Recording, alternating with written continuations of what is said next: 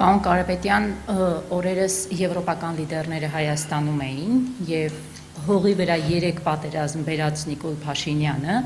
եվրոպացի լիդերներից օգնություն խնդրեց հիբրիդային պատերազմների դեմ պայքարելու համար, ըստ ձեզ ինչու է հիբրիդային պատերազմը Փաշինյանը դարձրել քաղաքական օրակարգ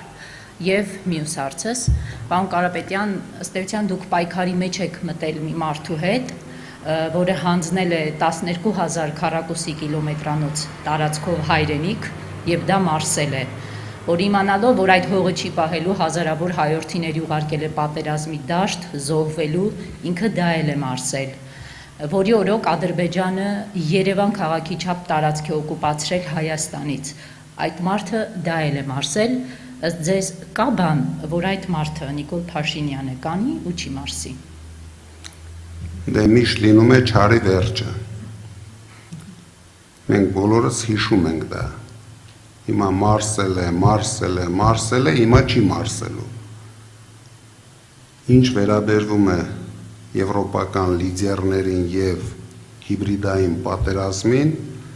ես գտնում եմ հիբրիդային պատերազմ Հայաստանում վարում է միայն քաղաքացիական պայմանագիր կուսակցությունը իր ղեկավարի հետ, որովհետև ես չեմ տեսնում, որ ինչ որ ոչ հյուսիսից, ոչ հարավից այսօր լուրջ ազդեցություն ունեն քաղաքական անցուդարձի վրա։ Իսկ իրենք, դուք տեսնում եք, ամեն օր մեզ հետ վարում են հիբրիդային պատերազմ։ Եվ մեկ հարց էլ, մի անգամ երբ դուք դատարանի ներսում էիք, իսկ ձեր եղբայրը Կարեն Կարապետյանը դատարանի բակում, նա լրագրողների հետ զրույցում այսպիսի մի ձևակերպում արեց. «Բերդում լինենք, թե հացի հերթում, պայքարելու ենք մինչև վերջ»։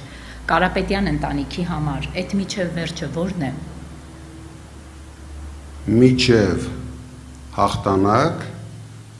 մինչև մեր ժողովուրդը բավարարված չլինի։